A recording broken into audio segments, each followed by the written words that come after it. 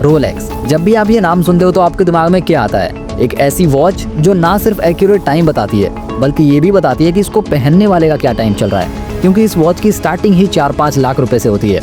लेकिन अगर बात सिर्फ महंगाई की होती तो मार्केट में ऐसी बहुत सी घड़ियां हैं जिनकी कीमत रोलेक्स से कहीं ज्यादा है। लेकिन फिर भी लग्जरी वॉच का नाम सुनते ही हमारे दिमाग में सबसे पहले रोलेक्स का ख्याल क्यों आता है? रोलेक्स इतना बड़ा ब्रांड होने के बाद भी क्रिकेट और फुटबॉल जैसे क्राउडेड एरिया में अपना एडवर्टीजमेंट क्यों नहीं कराता? रोलेक्स ने वॉच इंडस्ट्री में ऐसा कौन सा रेवोल्यूशन लाया था जिसकी वजह से ये लोगों की पहली पसंद बन गई? रोलेक्स की शुरुआत कैसे हुई? ये क्यों इतना महंगा मिलता है? और मार्केट में इतनी सारी लग्जरी वॉचेस होने के बाद भी रोलेक्स की डिमांड क्यों है? आइए समझते हैं आज की इस वीडियो में। रोलेक्स की कहानी की शुरुआत होती है 1905 से, जब हैंस विल्सडॉर्फ और अल्फ्रेड डेविस ने मिलकर लंदन में एक घड़ी बनाने वाली कंपनी की शुरुआत की जिसका नाम था विल्सडॉर्फ एंड डेविस। इनकी कंपनी घड़ी बनाकर ज्वेलर्स को बेचती थी और ज्वेलर्स उस पर अपना हॉलमार्क लगाकर कस्टमर्स को बेचते थे। उस जमाने में टाइम देखने के लिए रिस्ट वॉचेस यानी कि हाथ में बांधने वाली घड़ी का यूज नहीं किया जाता था। रिस्ट वॉचेस को लोग ज्वेलरी की तरह यूज करते थे क्योंकि रिस्ट वॉचेस साइज में छोटी होती थी और छोटे साइज की वजह से इनके पार्ट्स प्रिसाइज नहीं थे, कभी फास्ट काम करते थे कभी स्लो काम करते थे, मतलब कि टाइम सही नहीं बताता था। इसीलिए लोग टाइम देखने के लिए पॉकेट वॉचेस का यूज करते थे। लेकिन पॉकेट वॉचेस के साथ भी दिक्कत ये थी कि अगर इस पर पानी पड़ जाए तो ये खराब हो जाती थी, या फिर अगर आप ज़्यादा ऊंचाई वाले जगह जैसे कि पहाड़ पर चले गए तब भी ये काम करना बंद कर देती थी और इसको बहुत ही संभाल कर रखना पड़ता था कि कहीं ये गिर न जाए, क्योंकि गिर जाने से भी ये खराब हो सकती थी। लेकिन फिर भी इतनी सारी कमियों के बावजूद भी लोग इसको बहुत ज़्यादा यूज़ करते थे क्योंकि कुछ ज़माने में टाइम देखने के लिए कोई दूसरा ऑप्शन था ही नहीं। हैंस विल्सडॉर्फ एक वॉच लवर थे और इनको घड़ी बनाने का भी अच्छा एक्सपीरियंस था, लेकिन पॉकेट वॉचेस साइज में बड़े होते थे और टाइम देखने के लिए भी इसे बार बार जेब से निकालना पड़ता था, इसलिए हैंस को पॉकेट वॉचेस यूज करना मुश्किल लगता था। फिर हैंस ने सोचा कि टाइम देखने के लिए रिस्ट वॉचेस पॉकेट वॉचेस से ज्यादा कन्वीनियंट है, तो क्यों ना इसके टाइम को इतना परफेक्ट बना दिया जाए कि लोग इसको ज्वेलरी की तरह नहीं बल्कि टाइम देखने के लिए यूज करने लगे। इसी सोच के साथ वो देश के अलग अलग क्लॉक मेकर से मिले और रिस्ट वॉचेस की छोटी छोटी डिटेल्स के बारे में जानकारी हासिल की। इन घड़ियों के बारे में बहुत सारा नॉलेज लेने के बाद हैंस और डेविस ने कड़ी मेहनत और कई एक्सपेरिमेंट करने के बाद बना दी दुनिया की पहली ऐसी रिस्ट वॉच जो एक्यूरेट टाइम बताती थी। इससे पहले किसी ने भी ऐसी रिस्ट वॉच नहीं बनाई थी जो एक्यूरेट टाइम बता सकती हो।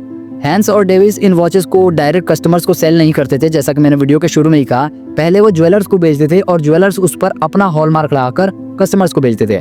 लेकिन फिर इन्होंने देखा कि हमारी घड़ियों की डिमांड मार्केट में बढ़ रही है, लोग भी हमारी घड़ियों को बहुत पसंद कर रहे हैं, तो क्यों ना हम अपने नाम से ही घड़ी बनाने लगे। और तब से ये खुद के ब्रांड नेम से घड़ी बनाने लगे। उस टाइम कंपनी का नाम विल्सडॉर्फ एंड डेविस था, जिसे अगर घड़ी के डायल पर लिखा जाए तो ये बहुत ही बड़ा हो जाता था। इसीलिए अपने ब्रांड नेम को छोटा और अट्रैक्टिव बनाने के लिए 1908 में इन्होंने कंपनी का नाम रोलेक्स कर दिया और अब ये रोलेक्स के ब्रांड नेम से घड़ियों का प्रोडक्शन करने लगे और इनकी कंपनी काफी तेजी से ग्रो करने लगी क्योंकि ये पहली ऐसी कंपनी थी जिन्होंने एक्यूरेट टाइम बताने वाली रिस्ट वॉचेस बनाई थी।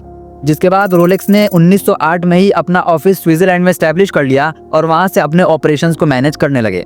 स्विट्जरलैंड में ऑफिस बनाने के बाद कंपनी को काफी ग्रोथ मिला और लोगों का रोलेक्स पर भरोसा और बढ़ने लगा क्योंकि उस टाइम स्विस मेड वॉचेस सबसे ज्यादा एक्यूरेट टाइम बताने के लिए और सबसे बेहतर मानी जाती थी और पूरी दुनिया में सबसे ज्यादा स्विस मेड वॉचेस की ही डिमांड थी।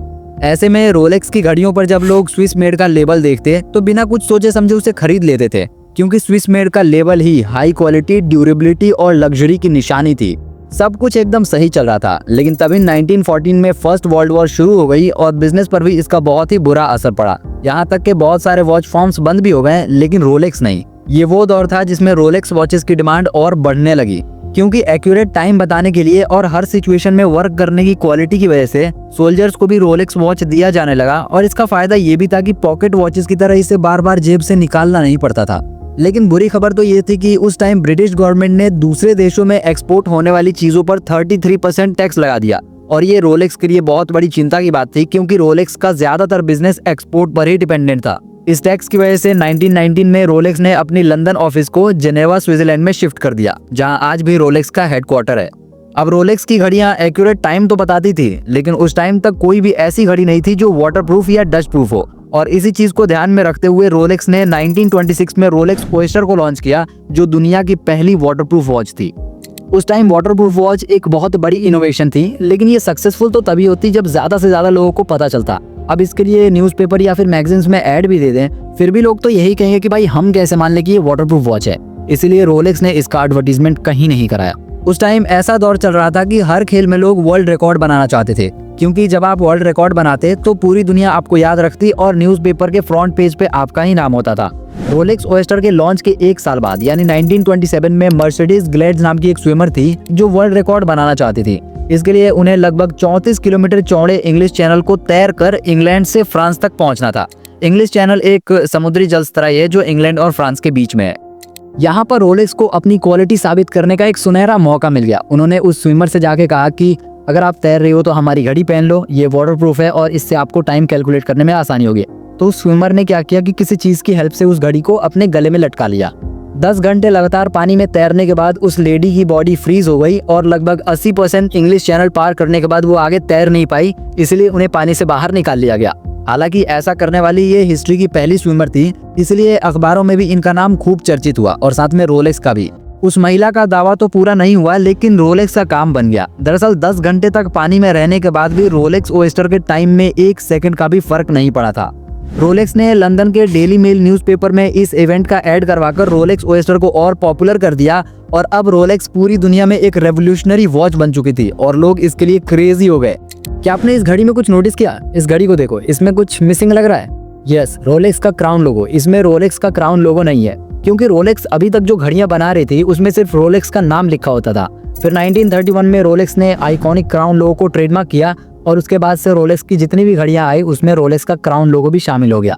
रोलेक्स अपनी घड़ियों को बेहतर से बेहतर बनाने के लिए नए नए एक्सपेरिमेंट्स करते जा रहा था और 1945 में रोलेक्स ने दुनिया की पहली ऐसी वॉच बना दी जिसमें डेट और डे दोनों था, इसलिए इसका नाम था रोलेक्स डे डेट। इस घड़ी से पहले पूरी दुनिया में ऐसी कोई भी घड़ी नहीं थी जिसमें दिन या फिर तारीख बताती हो। फिर 1953 में सर एडमंड हिलेरी और तेंजिंग नोर्गे पहली बार माउंट एवरेस्ट पर चढ़कर वर्ल्ड रिकॉर्ड बनाना चाहते थे और पूरी दुनिया की नजर इन्हीं पर थी। ऐसे में रोलेक्स ने इन्हें अपनी रोलेक्स एक्सप्लोरर वॉच ऑफर की और इन दोनों ने रोलेक्स वॉच पहनकर माउंट एवरेस्ट पर चढ़कर सबसे पहले वर्ल्ड रिकॉर्ड बना दिया। इनका नाम तो पॉपुलर हुआ ही, लेकिन साथ में रोलेक्स का नाम भी खूब फेमस हुआ, क्योंकि रोलेक्स वॉच माउंट एवरेस्ट पर हाई एल्टीट्यूड, एक्सट्रीम कोल्ड और लो एटमॉस्फेयर में भी बिल्कुल एक्यूरेट काम कर रही थी। इसके बाद 1960 में रोलेक्स ने अपनी Rolex deep sea special watch को सबमरीन की मदद से मरियाना ट्रेंच के सबसे डीप पॉइंट डीप चैलेंजर में भेजा। यहाँ की गहराई लगभग 10 से 11,000 मीटर है और यहाँ का प्रेशर 16,000 PSI होता है। हैरानी की बात तो ये है कि इतने ज्यादा प्रेशर के बाद भी रोलेक्स वॉच एकदम सही काम कर रही थी और इसी के साथ रोलेक्स ने बना दी दुनिया की पहली ऐसी वॉच जो इतने प्रेशर में भी एक्यूरेट टाइम बता सकती थी। लेकिन अनफॉर्चुनेटली 1960 में ही रोलेक्स के फाउंडर हैंस विल्सडॉर्फ की डेथ हो गई, लेकिन उन्होंने एक NGO बनाया था हैंस विल्सडॉर्फ फाउंडेशन नाम से, और मरने से पहले ही उन्होंने अपनी कंपनी की 100% ओनरशिप NGO के नाम कर दी थी। इसलिए आज भी रोलेक्स की ओनरशिप किसी प्राइवेट लिमिटेड कंपनी के हाथ में नहीं है, बल्कि वो NGO ही इस कंपनी को रन करती है। रोलेक्स की 90% प्रॉफिट चैरिटी में जाती है और रोलेक्स एक NGO होने की वजह से इसको टैक्स भी बहुत ही कम देना पड़ता है। लेकिन क्या रोलेक्स का यही मकसद था, बेहतर से बेहतर घड़ी बनाना? बिल्कुल नहीं। रोलेक्स ना सिर्फ बेहतरीन घड़ी बनाना चाहती थी बल्कि लग्जरी की पहचान बनना चाहती थी। इसलिए उन्होंने अपनी घड़ियों की सप्लाई कम करके उन जगहों पर अपना एडवर्टीजमेंट कराया जहां एलिट क्लास के लोग विजिट करते हैं, जैसे golf, tennis, car racing, horse racing, yacht, मतलब कि जहां भी लग्जरी की बात आए रोलेक्स वहीं पर होता। इसलिए क्रिकेट और फुटबॉल जैसे क्राउडेड एरिया में भी रोलेक्स अपना एडवर्टीजमेंट नहीं कराता, क्योंकि वहां पर रोलेक्स के कस्टमर्स हैं ही नहीं। इसके अलावा रोलेक्स की जितनी डिमांड है सप्लाई उससे बहुत कम है। इस चीज को आप कुछ ऐसे समझ सकते हो कि अगर 10 लोगों को रोलेक्स खरीदनी है तो उसमें से सिर्फ 1 या फिर 2 लोगों को ही रोलेक्स मिलेगा।